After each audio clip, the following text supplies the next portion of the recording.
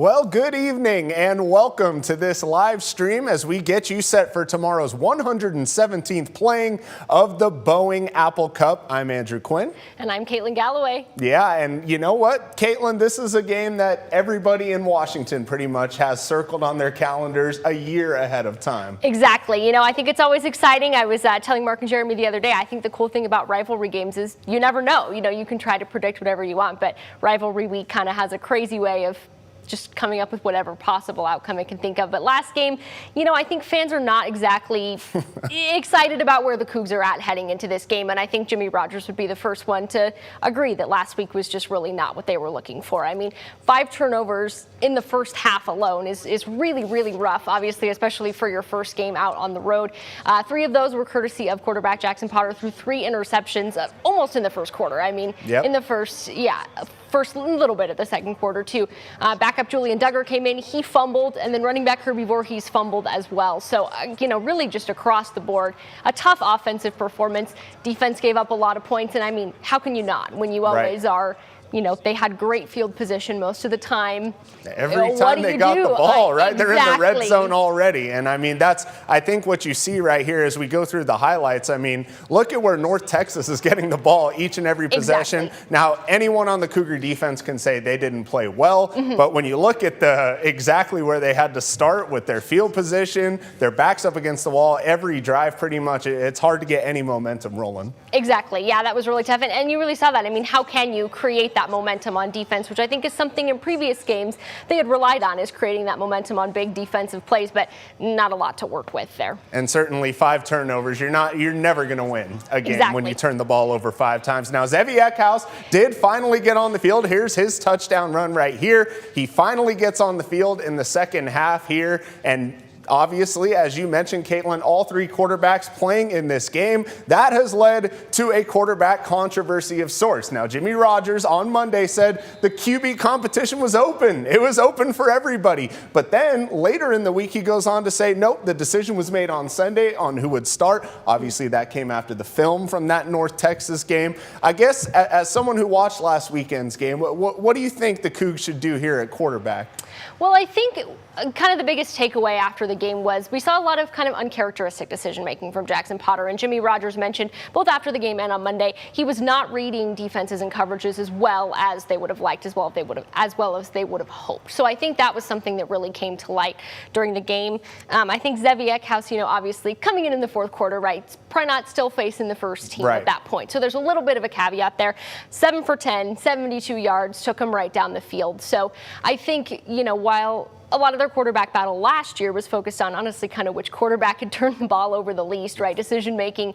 I think Zevi Eckhouse's experience is something that would be really valuable. And I think especially in a game like this where there's a lot of added pressure. It's the Apple Cup. Obviously, the stakes are going to be a little bit higher. I think that the experience of Zevi Eckhouse, I feel like points to him being the most well-rounded quarterback they have. I have to agree with you, Katelyn. You look at Jackson Potter, you mentioned the turnovers last week. It was a kid making his first start on the road in his college career. You just can't have mistakes like that when you have a 5th-year senior quarterback sitting behind you. He knows this offense. He was at the game last year that WSU beat UW in the Apple Cup. I think Zevi Eckhouse should be the choice this Saturday. We'll see what Jimmy Rogers decides to do. Obviously, if it is Jackson Potter, it's a great opportunity for him to bounce back. He can prove everybody wrong. And that, I think, is kind of the theme for this week for WSU is bouncing back, proving that last week was not what this team is and finding more of their identity going forward. And that's exactly what Coach Rogers had to say this week.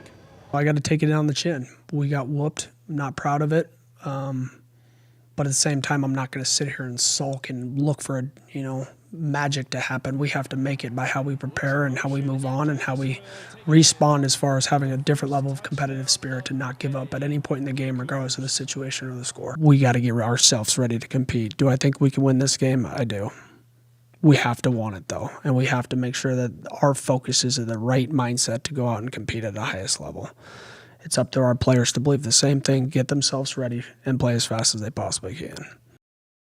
Now, going off of what Coach Rogers said, as you saw earlier this week, he mentioned that Tuesday practice was one of the best they've had all season long. He seems to think that his team has taken it on the chin. They're ready for a chance to bounce back, and especially in a huge game like this, which is so meaningful to Coug fans everywhere. And, now let's see if they can do exactly what he just said, come out physical, energetic, don't get behind early like they did at North Texas. I mean, goodness gracious, they were down 14-0 before anything really even happened in that game. So we'll definitely have to see if the Cougs can do that against the Huskies. Now, you look at the Huskies so far, 2-0 on the season. They've looked good in both games, but of course, only playing Colorado State and UC Davis. Obviously, WSU should pose a bigger challenge to them. We'll see if it's the same Cougars we got last week. Who knows? But Coach Rogers knows UW is bringing a lot of firepower to Pullman tomorrow.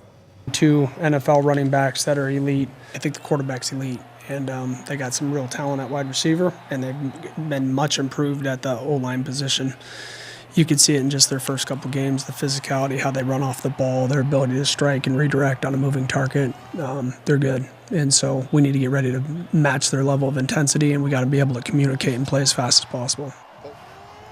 Here at Katelyn, Jonah Coleman and Adam Muhammad, 2 of the best backs in the nation, according to Jimmy Rogers. How big do you think it's going to be for the Cougs to try and stop the run tomorrow as kind of getting the juices flowing a little bit on defense? Yeah, I think it's going to be huge. And I think, like we said earlier, we've seen them succeed in moments where they can really use that momentum on defense to their advantage, right? Not only because obviously it's much better field position than when they're turning the ball over, but also because, we saw in their game against San Diego State, they got that safety. That was huge. They got good field position. They scored again before half. So I think, obviously, yes, stopping the run is huge, right? But also using that to really create momentum to make sure that they stay in this game. Absolutely, and it's also on third down as well. You go back to the North Texas game, Tucker Large, pass interference in the end zone, another pass interference call on the following drive. The Cougs just could not get out of their own way. I think if they come out tomorrow and punch UW in the mouth right away, bring that intensity, bring that energy, don't make silly penalties, I think the Cougs can at least give themselves a chance heading into the second half. So now you look at UW, a little bit of the highlights from them so far this season. They're obviously led by a new quarterback this year, Damond Williams, who Jimmy Rogers has raved about. He's a dual threat guy, can run, can throw, and as we mentioned just a minute ago, he has 2 of the best backs in the country side by side with him in that backfield. But Katelyn, all the talk this week from Seattle has been about, we want to get the Apple Cup back. They don't care about what WSU does. They don't care about what WSU did last week. They don't really care at all about what WSU does on the football field. It's all about getting that Apple Cup back after what happened last year in Seattle. Here's what the Huskies had to say earlier this week about how big this game is going to be for them. We had enough material to talk to the team from last year that we didn't have to talk to them. We didn't have to bring anyone else in. We felt it last year. We felt the pain, the heartache at the end of that game. I think that these kids are able to speak on it now differently, that we've gone through it as a collective unit, that we didn't feel that this year we needed to bring in others. We understand how important it is, and we understand also the level of play that we're going to have to play at to get the win. So my memories of the last Apple Cup are not very fond. Frustrating, especially, I was playing hurt that game, but just gross feeling when I think of it. That's all I really have to say. Just tried to flush it, but when you see video clips or clips from the game, it just ignites a fire in you, makes you angry. Just kind of having that feeling all year of not having the trophy with us, and leaving that sour taste in our mouth is one. Obviously, we don't want it, but it's also motivating for this year, and I think we're excited to go try to get that trophy back. There you have it. Angry, frustrated, motivated. Katelyn, we saw it last year. Kyle Thornton's goal line stop, yes, bringing that Apple Cup back to Pullman, and you can tell just from what those guys are saying, they definitely want to bring that thing back to Seattle. Absolutely. And I think, like you said earlier, that's the fun thing about rivalry, right? You always have respect for your rival. You always circle this one on the calendar. You know, I mean, obviously the rest of the season matters, but this is the one that especially fans are really going to remember. So I think, honestly, hopefully, we can expect the best from both of these teams because of how much this rivalry means to both of them. Certainly. And you just mentioned remembering big moments. Let's take a look at some of those Apple Cup moments. And let's begin right here with the stop in Seattle. Kyle Thornton taking Jonah Coleman down at the 1-yard line. That sealed the victory last season for the Cougs. But you go back a few more years to 2021. Armani Marsh, Gonzaga Prep's own, with 2 interceptions, including a pick 6, as Armani made a big statement in that game in Seattle to bring the Apple Cup back to Pullman. But you can also say this on the flip side. His former teammate at Gonzaga Prep, Bishop Sankey, had 200 yards rushing and 2 touchdowns in the Apple Cup. And obviously, you know, a couple of local guys making a big impact there. Then you go even further back, and this is Myles Gaskin right here. This is a guy that absolutely destroyed Washington State for 2 or even 3 years in Apple Cup games. He had 8 rushing touchdowns in Apple Cup games. I mean, this has got to bring up nightmares for WSU fans, right, Katelyn? Absolutely. I mean, look at him just bulldozing into the end zone all game long there. Then you go back even further. Alex Brink, 3 Apple Cup victories for WSU, kind of the golden age for the Cougars here when they won 3 Apple Cups in 4 years. You can even go back even further to Ryan Leaf hitting Chris Jackson in the 1997 Apple Cup, which of course led WSU to the Rose Bowl for the first time ever. This one lives on in Cougar lore forever. Of course, we also have Drew Bledsoe hitting Philip Bobo in the 92 Apple Cup. These are all just great moments, and we'll see tomorrow if any of these current players can add their names to Apple Cup lore. So it's the 117th Apple Cup tomorrow in Pullman at Giesa Field. Kickoff is set for 4:30 p.m. These 2 teams have split the last 4, so we'll see who gets the kind of the advantage here in this little 5-year window.